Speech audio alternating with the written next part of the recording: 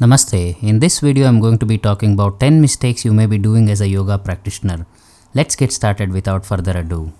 Breathing is an integral part of yoga. Nobody can talk about yoga without bringing up breathing, so it's essential to know that you must be breathing right while performing asanas or pranayama.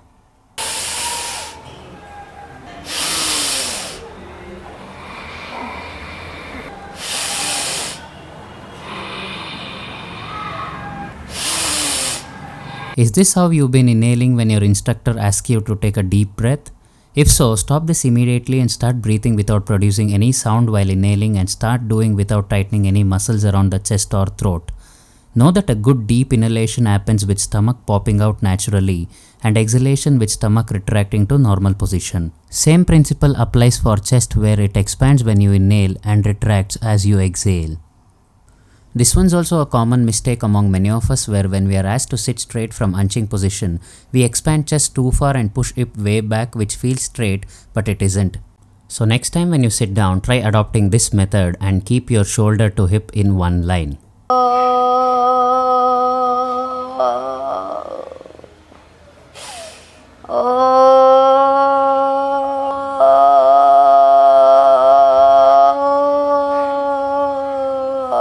If this is how you've been chanting, you really need to stop it and adopt a good chanting method which has melody and harmony between breathing and chanting.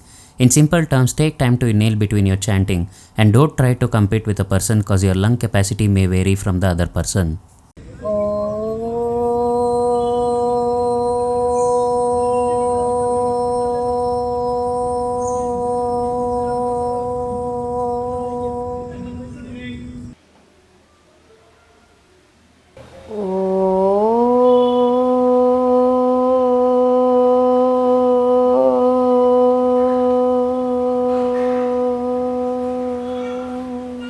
This one's a common problem in most beginners, that they prefer doing their favorite set of postures more than trying to have a combination of all kinds of postures in their asana practice. This not only restricts your range of motion but also creates fear or laziness to attempt other postures.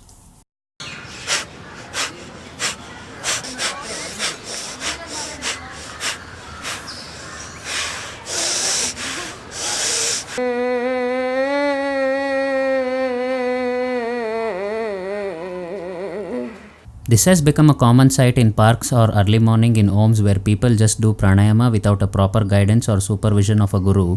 So I highly recommend learning pranayama face to face under a guidance of a yoga teacher first, and then performing under their supervision for at least a month before you can do it on your own. Inconsistency exists in all of us and mostly in majority of the activities. Yoga requires one to have a proper routine to be able to extract the numerous clinical and therapeutical benefits it has. This is where most of us fail, that is, not paying enough attention to factors other than asanas and pranayama. If you have improper sleep cycle and if your diet is not looked after, you'll keep feeling what you are doing is not sufficient and lose interest sooner. People need to realize that Surya Namaskara is just a part of yoga and not obsess about performing it. There is much you have to learn before getting into Surya Namaskara.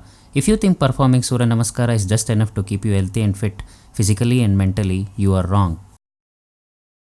Ever heard of the Samskrita shloka Ati Sarvatra Varjayet? In simple terms, it means too much of anything is too bad. Some of the enthusiastic practitioners take it too far and overdo asana or pranayama, which is bad. Cause even the sweetest tasting nectar can turn into poison if you keep consuming that. So remember to be moderate in your practices and other activities as well.